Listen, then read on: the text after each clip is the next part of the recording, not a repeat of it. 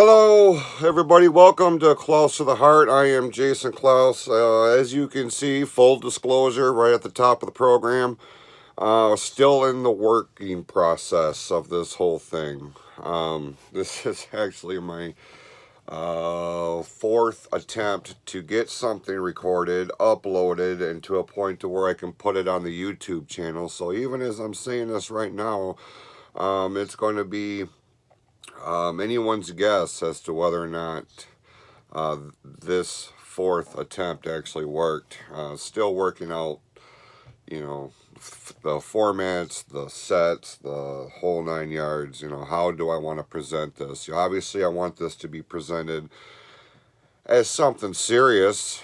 You know, I'm not looking to get rich off this. I mean, if it happens down the line, that would be awesome. I'm certainly not going to be mad about it, but at the same time, it's just kind of one of those things to see if I can do it and if there's interest. And within the first hour of launching the Facebook page, I was already up over 100 likes on it, and that's just, to me, that meant so much that my friends, and those who follow me on Facebook on my friends list think enough of what I'm trying to do to support the project, and hopefully we can, spread the word a little bit, get more people's attention, because at the end of the day, I want this show to be entertaining, and I want it to be something that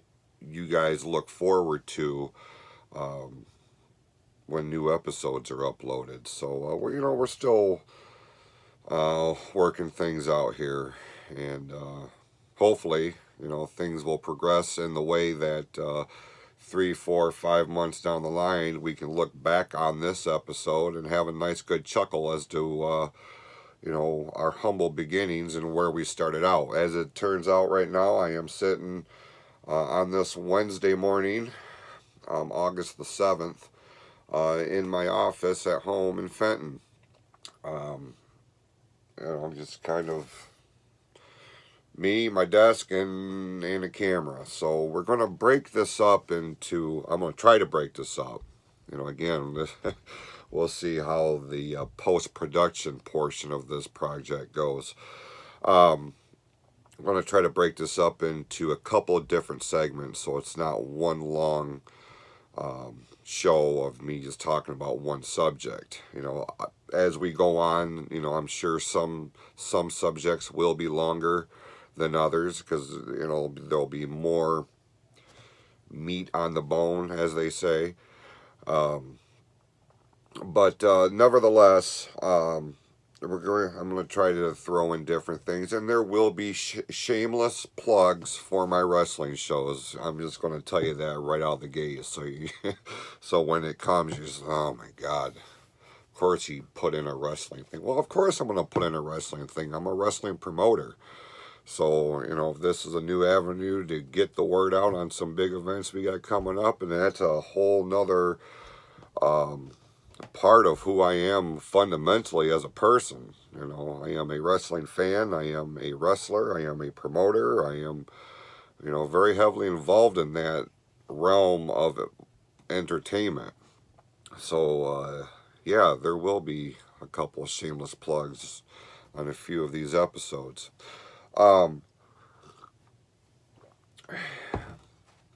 For this show today, this is going to go as officially episode 1. I wanted to find a topic and just kind of touch on something that would be universally recognized by everybody, regardless of how old you are or where you work, where you live, what you do, who you are. Something that is going to resonate with every single person across the board. And in my opinion, and this show is just all about my opinion and how I see things, by no stretch of the imagination am I a professional in anything. in relation to how people should feel or how they should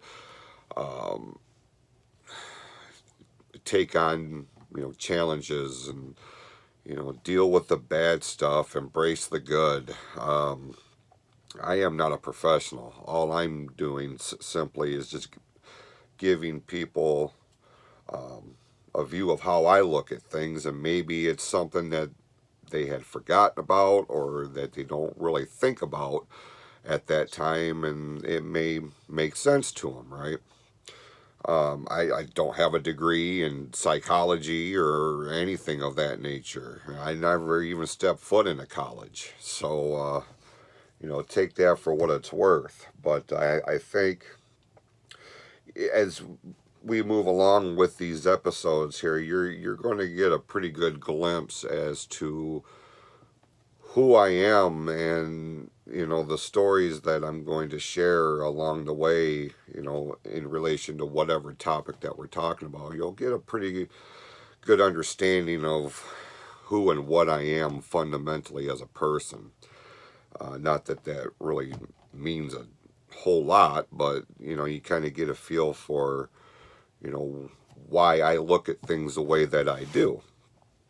And so today, with episode 1, we're going to talk about time. Each and every person is affected one way or another by time. You don't have time to do this. You don't have time to do that. You got to make time to do this. You got to make time to do that. Everything revolves around the clock. Whether it's the one you wear on your wrist, whether it's one that you punch in and out of at work, whether it's, we all have schedules. We all have something that correlates with time.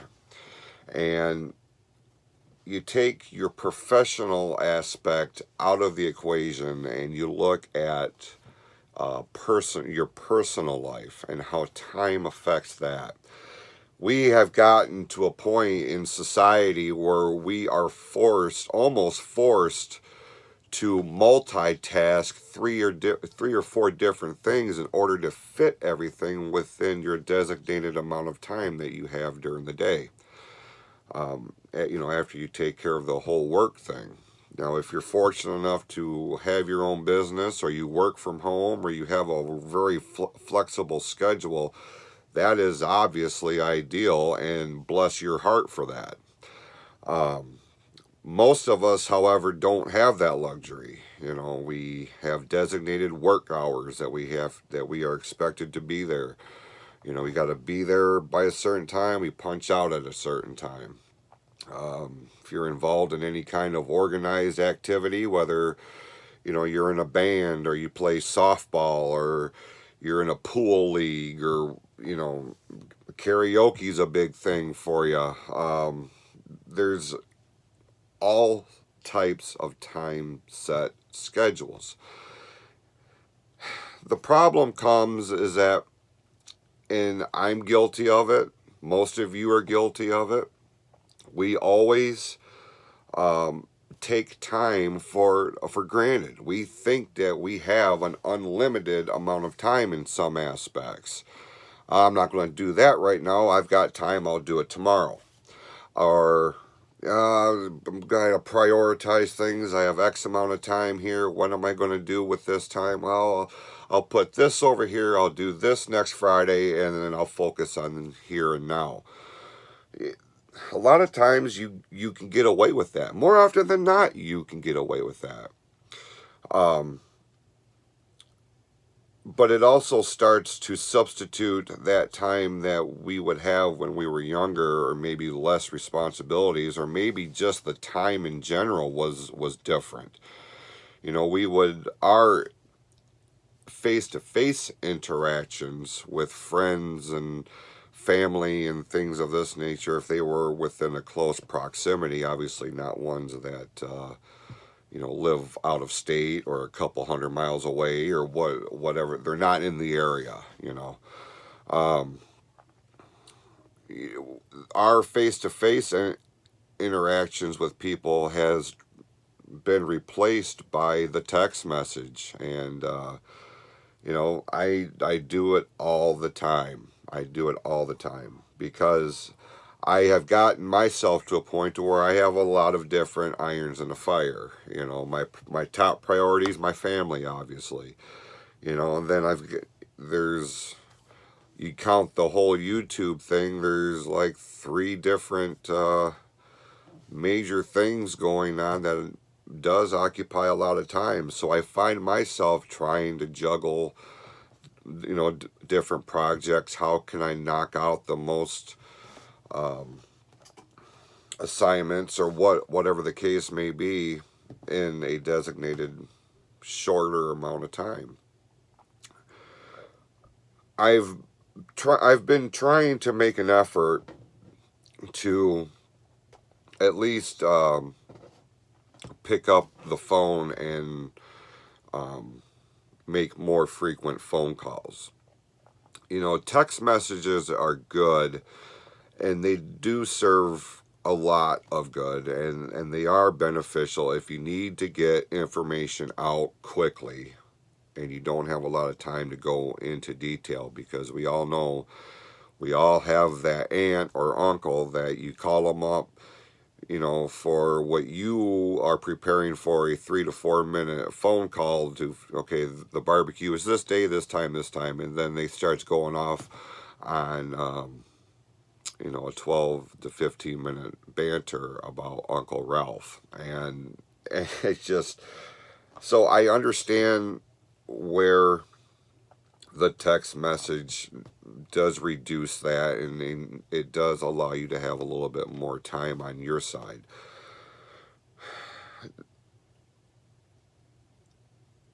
It is important. It is important that we all take time to reach out via phone call, a visit, a lunch date, whatever the case may be, with those people who mean the most to you. I don't know how many times I have been on the phone with a friend or a colleague or, a family member or whatever. And I've done it with my brother. He and I will be in the middle of a conversation, and then something will come up. One of the kids will be screwing around and they need my attention, or whatever the case may be. Hey, Jeff, I'll call you back. I'll talk to you later. Hang up. And, you deal with the subject at hand with the kids, and then you get sidetracked and I got a little bit of time to do this. I can knock this out. Or just taking care of stuff at home, right? And you're laying down in bed at the end of the day, and you're starting to wind down, and you're like, damn, I forgot to call Jeff back. Or we just get in that hurry, where you quick phone call and, hey, I'll talk to you later, or whatever, hang up, and then you don't call back. Aside from potentially causing hurt feelings for those who are waiting for that call back, and I'm just as guilty of it as anybody, you know, I've been more diligent on trying to make sure that I call people back. And if I'm not able, because my work schedule, I'm on a second shift work schedule on my shoot job. So my hours of operation are, when I'm home, people are at work, and when they're home, I'm at work. And it's not, unless you are on a very similar schedule, in personal interaction, phone calls don't necessarily take place as often as they should. And on a sidebar here, let me just express how excited I am that the pumpkin spice creamer is back. This is my first cup of the year, and I am excited about it. But back on track here. I'm going to share a little story, and I'm going to wrap up this segment. And this is what really got me thinking about it, because it's something that has really bothered me for the last 2.5 years. And I'm going to give you a little bit of a backstory on what has been just about the absolute worst time of my life. Um, it was Super Bowl Sunday in 2017. Super Bowl Sunday of 2017. So I don't even remember what it was that I was calling about. But I had to talk to my dad about something. And I don't even remember. It may have been something as stupid as whether he was going to, come over to watch the game or not. I don't remember.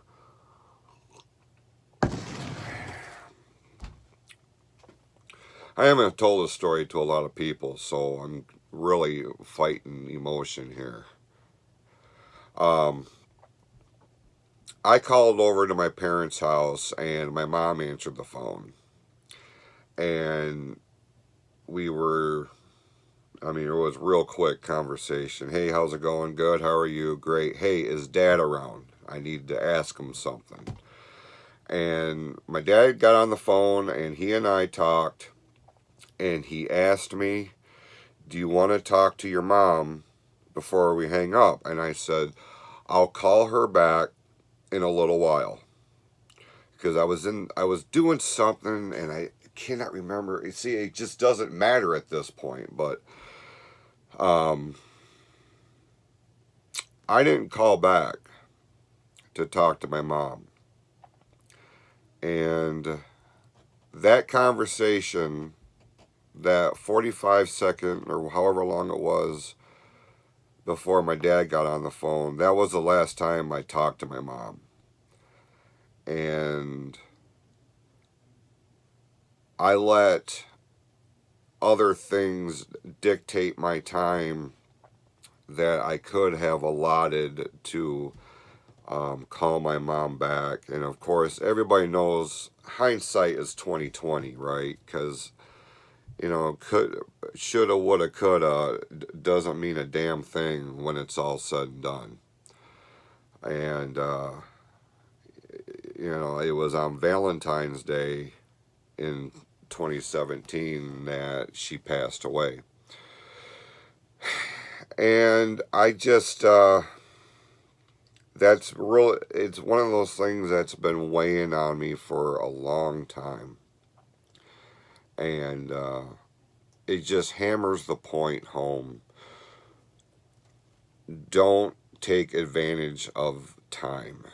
If you tell somebody that you're going to call them back, do yourselves a favor and take the time to call them back. Because you never know when that day will come that you will not be able to call them back. And I would take back, if I would give almost anything to go back to Super Bowl Sunday of 2017 and redo that whole scenario. I still do, to a point. I feel so selfish, and I feel like such an asshole that I thought I had all the time in the world, and it did not, and that is not the case. And we all get in that zone where we've got all the time in the world. You never know when you don't have that time. Take the time, ladies and gentlemen, even if it's just for 5 minutes, periodically. If you're sitting around and you're just kind of chilling, call your mom and dad. Call your brother and sister. Even if it's just to say, hey, just wanted to check on you, see how things were going. because you never know. You just don't. Friendships are are in the same category. I've got I've got a couple of friends that I've known over 25, going on 30 years, and I don't see them nearly as often as I should. You know, but I guess that is the one good thing on about Facebook and other social media, if used in this aspect, that you just you're able to kind of keep track on what's going on. You kind of get snapshots of their life and what's going on. But don't take advantage of time. Be aware of it, but don't let it uh, don't let it dictate everything that you do, because one day, like I said, you're not going to have that time. So with that being said, I know it's kind of a downer of a subject, but the silver lining is it has taught me to readjust my thinking about life in general and how fragile that it is, and that you know it would be a lot better off. That's why I try to focus on the more positive things, because life's too short, man. You don't I don't want my life to be dictated by a bunch of hostility and negativity in the allotted time that I have here. you know and that's why, that's pretty much the premise of why I do the show. So we're going to take a quick break. I'm going to shamelessly plug an upcoming event, and then when we come back, we're going to try to find something a little more uplifting to talk about. We'll be back right after this. Don't miss the Michigan Wrestling Organization when it comes to Davison, Michigan on Sunday, August the 18th. And then the hottest event of the year, Summer Smash, on August the 25th from the Ridgefield Road Church. Stay tuned to social media for more updates. I don't know about you guys, but I am stoked about being at that show coming up.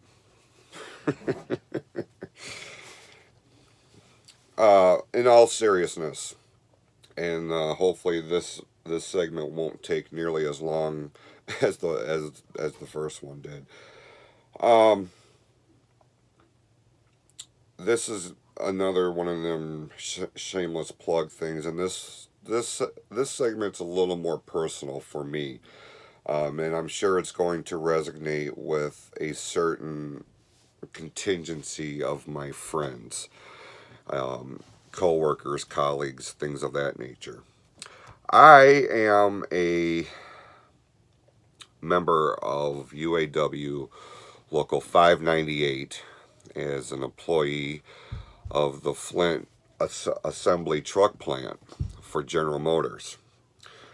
At no point in my life prior to my coming to GM did I ever think that I would be a line worker, an assembly line shop rat, as it's been called. I got in there in 2012, and in that time, I have come across some of the most amazing and awesome people that I have ever met. On the flip side, it can be said that I've, in that time, in that place, I've also met some of the most interesting people that I've ever come across. What I will say here is, with this being a contract year for us, the media usually pays close attention to the negotiations between General Motors and the UAW, as well as Ford and Chrysler too. But I'm a GM guy. I'm going to tell you, because when the media gets a hold of a nugget of information and they blow it up to a point to where only a small piece of it is the actual truth, it tends to put a negative light on employees of General Motors, especially in the Flint area, because Flint Assembly is becoming quite the standard bearer in terms of investment and opportunity for General Motors. And the general public who have never stepped foot into an assembly plant like to jump on the bandwagon that us employees are spoiled, rotten, and we don't deserve what we get with the concessions of the contracts and all this other stuff, when the fact of the matter is that those people who make those kind of claims and make those kind of arguments and paint us as lazy and privileged, I guess we could say. I want to make one thing perfectly clear, and this is on my behalf as somebody who works on the line in that plant, and it's on behalf of the thousands of men and women who go into those buildings every day and strive against all kinds of obstacles, against all kinds of opposition to build what is, in my opinion, the greatest pickup trucks offered in the world right now. I take great offense when a news outlet will post a story on social media and people start slamming the employees and the union and the whole operation. I would dare say that some of the hardest workers that I have ever met work for General Motors in Flint, Michigan. Unless you have stepped in our shoes, you have no idea the kind of hard work that goes into building a reliable automobile. You have no idea what it's like to have spent for some of these people, decades roasting their asses off in temperatures of at or above 100 to build these trucks in the dog days of summer. You have no idea what it's like to be able to walk into a place and know that the end result of a top quality product is based whether or not you show up to work, you put in your time, you do everything you can to make sure that we're putting on a good product.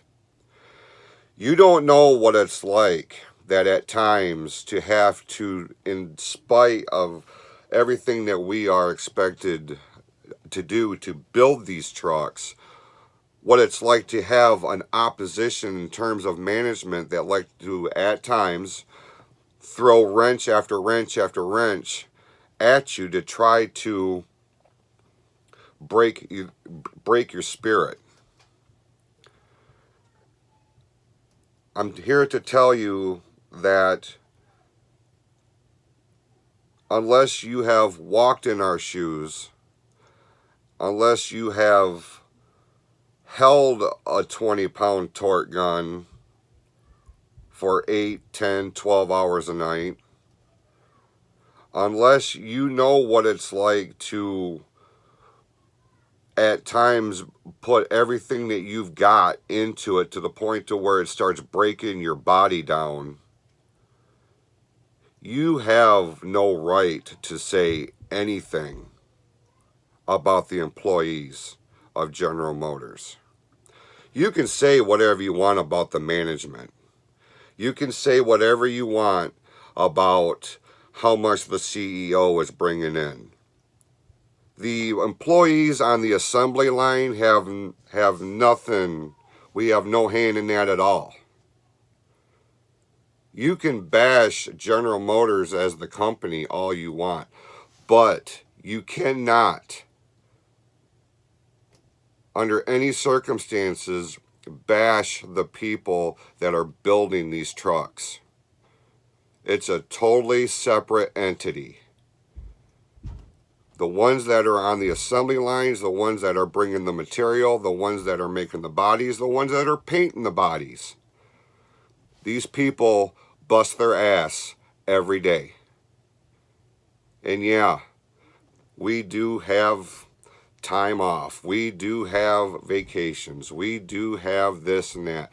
But I'm here to tell you that we earn every single incentive that we have. And anybody that is in a union job,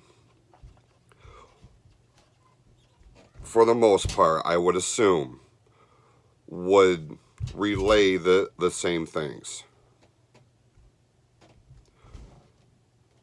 The men and women at Flint Assembly in Flint, Michigan, they earn their paychecks. They earn their vacation time. And I am proud to stand with them as members of Local 598. Until next time, I thank you so much for watching. I hope you'll catch us the next time a new episode is uploaded. We're going to try to do these things every 7 to 10 days or so. Scheduling permitting, of course. But I just really appreciate your support, and I thank you for taking the time out to watch this. And we'll see you next time, right here on Cloused to the Heart.